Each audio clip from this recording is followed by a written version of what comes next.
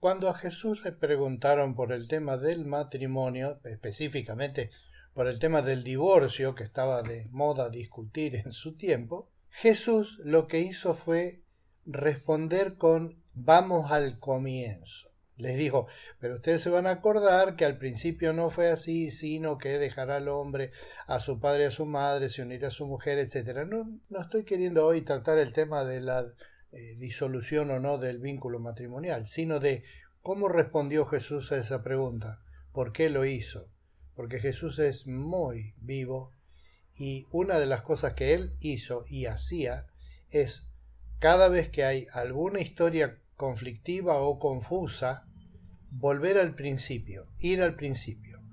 Es un buen punto que muchos consejeros matrimoniales usan de cuando hay una pareja que está con conflictos, que están peleando, entonces lo que el terapeuta hace es regresarlos al tiempo cuando se enamoraron el uno del otro y ahí ver qué pasaba, qué es lo que los movilizaba, porque con el paso del tiempo y con los conflictos, una cosa que pasa es que uno se olvida del principio o considera que al principio fue simplemente un enamoramiento así tipo de amores de estudiantes, como decía el tango, y entonces minimiza el principio y realza por la proximidad el conflicto que está teniendo ahora. Es lo mismo en la fe. Las personas que se enfrían en la fe, por decir de alguna manera, se olvidan de cómo empezaron.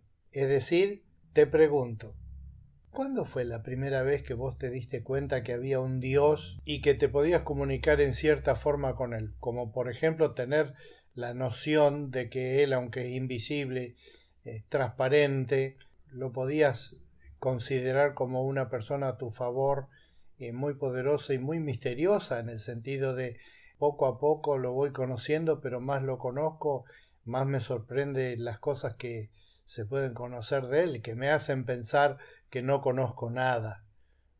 ¿Cuándo fue ese tiempo? ¿Qué era lo que te producía saber que podías estar delante, en contacto, de la presencia nada más y nada menos que de Dios? ¿Y cómo fue creciendo eso?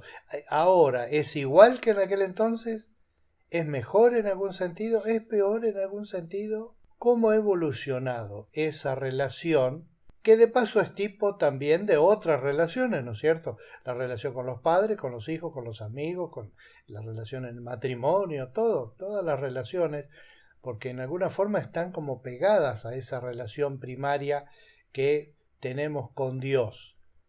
Te voy a leer un texto que a mí me encanta volver una y otra vez sobre él, que es Juan 1.1, y porque es casi textualmente igual al primer versículo de la Biblia, que es Génesis 1.1, ¿no?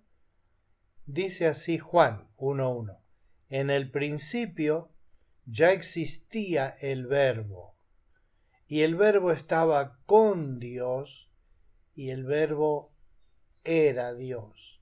La profundidad que tiene este texto y el texto de Génesis 1.1 es tan grande que vale la pena volver a él una y otra vez a lo largo de la vida cristiana para recuperar ese origen, esa base, ese génesis, no solamente del mundo, de la creación de los árboles, de los pajaritos, de las montañas, de los mares y de los ríos, sino de la creación del hombre en tanto ser espiritual también.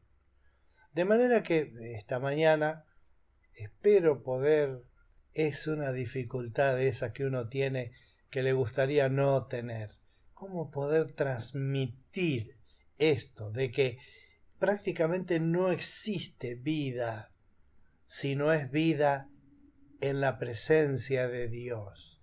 Aún el hecho de notar que uno es pecador y que se acerca a un Dios santo y perfecto como un ser humano pecador e imperfecto, también es inspirador en el sentido de mirá qué relación estoy teniendo con Él y cómo podría eventualmente yo hacer o dejar que esa relación en mi vida crezca y qué significado puede tener eso en mi tiempo actual. Espero no haber enrevesado todas las cosas, sino volver, simplemente volver a aquel día. Incluso podemos hacerlo esta mañana orando y diciéndole al Señor, ¿sabes? Me estoy acordando de aquel tiempo cuando yo, ¿te acordás? Recién empezaba a darme cuenta que vos existías y te acordás que yo pensaba así y ahora pienso diferente. He madurado en esa fe y te lo agradezco de corazón.